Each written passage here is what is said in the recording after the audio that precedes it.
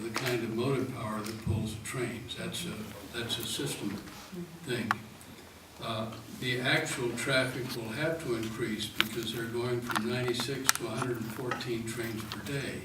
That means regardless of their train control system, there's going to be longer downtime for the gates for our intersections. Other factors that we are concerned about, the power requirements to run this system, they say by their number are 83 million kilowatt hours per year.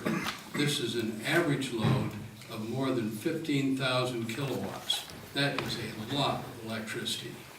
And during peak hours, and if you have multiple starting situations at the same time with trains, it can be very much higher than that. And they have not indicated in any way that they have an agreement with PG&E that power can be supplied. We all know that the utility is in short supply on the peninsula. We have the program to automatically turn off air conditioning systems during peak use days. We all get our efficiency report from PG&E every month that says how efficiently we're using our electricity, but they have not entered into the question of what has to be done to do this. It may be that additional transmission facilities would be needed to support this line, in which case the cost of electricity could in fact be much higher than the cost of diesel fuel. The Union Pacific Railroad has raised a fuss about the interference of the electromagnetic field given off by the electrical system on the signal system of their freight trains. They're unhappy with this situation. In fact, they are unhappy about a lot of things. We have a letter from the Union Pacific Railroad that was sent on April 3rd of this month. It's addressed to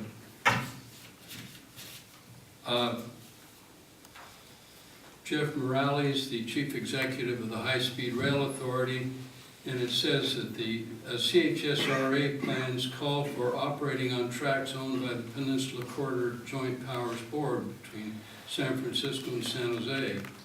In 1991, the Union Pacific's predecessor, Southern Pacific, sold this right to the JPB and reserved an easement for freight operations. Southern Pacific also reserved the exclusive right to operate intercity passenger service on these tracks. The Union Pacific now owns these rights, and they have no intention of giving them up, and this has not been negotiated by high-speed rail, so we may never have high-speed trains on our tracks, and yet they're asking to spend a lot of money and cause a lot of damage by electrifying this system for the sole benefit of the high-speed rail, which may not happen. In addition, as many of you know, there is litigation over this now. There's a denial, there has been a denial of the use of Proposition 1A funds for the high-speed rail line, and that procedure is moving through the courts, and we had a recent finding this week that the second part of the case of the Central Valley, Toss, and Fukuda and Kings County will be heard. It has not been set aside as the High-Speed Rail Authority requested. So we ask that you will sign this letter and let's send it off to Caltrain and let them put that into their environmental review process, and let's hope that we can make this thing not happen. Thank you so much. Any questions for Any Paul? questions, I'd be happy to try and answer them. Starting with us. Any questions? I just want to say thank you so much. Rosemary, the rail committee, Paul, and Jim Jans, and all the guys, Malcolm, and everybody. I read Don't through forget this. Jack Ringham. And Jack Ringham, yes. I loved his poem. But yeah, but I read this letter and then it came down and said, sincerely, Carrie Reese, Mayor, and I go, Carrie didn't write this, did he?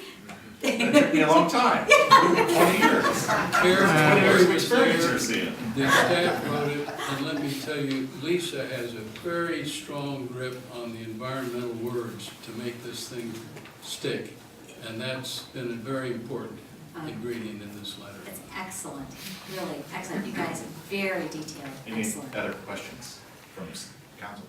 No, just thank you very much for the rail committee and also, William Grinley for all of his work on the Oh, high-speed gosh. rail, et cetera.